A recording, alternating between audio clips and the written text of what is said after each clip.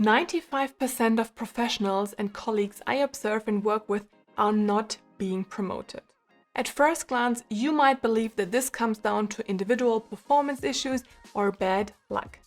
Looking at Quora, Reddit, or other communities, you realize that many struggle to not being promoted, but not necessarily because of performance issues. It's rather the opposite, that very well-performing colleagues are not being promoted, whilst other, less qualified ones and low performers get the promotion.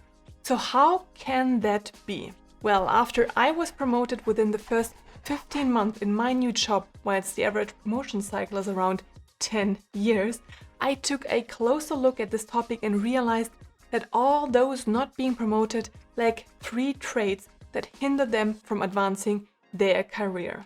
Building out those traits will help you to get the promotion, raise, role and responsibilities you deserve, and it all starts with trait number 1, know your priorities. Just think about it for a second. What are your current priorities at work? Is there 1, 3, or maybe 5? It certainly depends on your individual situation, and obviously this can be a very tricky question because it forces you to sit down and carefully review all of your current to-dos and projects.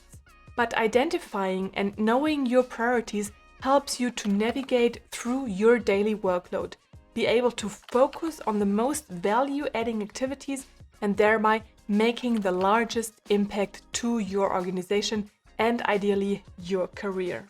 Without knowing your priorities, you will get lost between all your different to-dos and activities, and eventually you will not make the progress that you and maybe your manager would have expected because you lost sight of what's important. A very simple method to identify the most pressing topics was introduced by this guy, Dwight D. Eisenhower, the 34th President of the United States.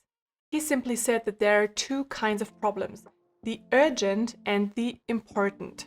And usually the urgent ones are not that important and vice versa. However, in case an urgent topic is also important, you need to action quickly. So by using the so-called Eisenhower matrix, you can easily identify and prioritize your own projects or activities. Just ask yourself if the topic is urgent, for example, a phone call, a complaining customer, and if it's important, for example, a long-planned product launch or a project with high board visibility. In case it's both urgent and important, such as a high-importance email from your boss on the upcoming product launch, you should prioritize this task. Knowing and acting upon your priorities is certainly one of the most important things to consider when aiming for promotion, but doing this will get you nowhere if your success does not help your boss. Just imagine that you have finalized one of your biggest projects and priorities on which you have worked for months. But what if no one else cares? What if the result of your project does not create a positive business impact? What if it does not generate more revenues and therefore does not help to improve the results of your team or department? Do you think your boss will care? Well, rather the opposite, and he will wonder why the heck you've spent so much time on such a useless topic. So to be promoted fast, you need to remember that you should always satisfy and help your manager or the one who will be responsible for your promotion. Unless you will support this person and help to advance their career, they will not feel responsible or willing to advance yours as well. Just remember, it's always a give and take, or as Dale Carnegie put in his book, How to Win Friends and Influence People, try to honestly see things from the other person's point of view. First, you should know who the other person is. So in your case, most likely your boss, manager, or leader. Basically, the one who would be responsible to promote you. And second, you should be empathetic enough and look at the situation from this person's point of view. So what does this person value? Which priorities does this person have? Which results would this person want to see? Knowing what your boss values most, you will also be able to better prioritize your tasks using the Eisenhower matrix.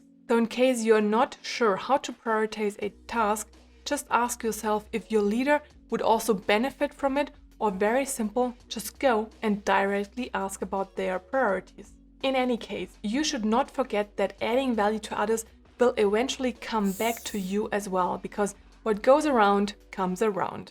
So now we know the first 2 traits required for being promoted: prioritizing and thereby helping your boss. But trait number 3 is where the actual magic happens. You need to sell yourself, or how David Schwartz in his bestseller, The Magic of Thinking Big put, don't sell yourself short. Either way, the message should be clear, but still something that most people neglect and then wonder why they are not being promoted. But how should your manager know from your great results if this is not being communicated? How should your leader know that you did this great analysis if you did not present or put your name on it? So the importance of selling yourself and your work is oftentimes overlooked and might be one reason why not the best performing people, but rather the best selling ones are being recognized and promoted. Did you know that in general, low to medium paid jobs receive a lot more applications than higher paid jobs? Well, that's true, and mainly because most people suffer from self-depreciation, meaning they do not see their own value and sell themselves short, which is why they do not dare to apply the higher paid jobs. But those who succeed think more highly of themselves, have more self-belief, more self-esteem, a better self-image, or whatever you want to call it. Those are the people who are applying to the higher paid jobs without any doubt of being able to sell themselves in the process. David Schwartz is making that point to underline that people have the tendency to overestimate everybody else and at the same time underestimate themselves. But in reality, everyone struggles with similar things and everyone has their own personal problems and worries. So the only thing that can set you apart from others is that you are thinking highly of yourself and thus are able to sell yourself based on your strengths and personal achievements. In addition to those tips, if you want to further improve your work and become more efficient, watch this video next.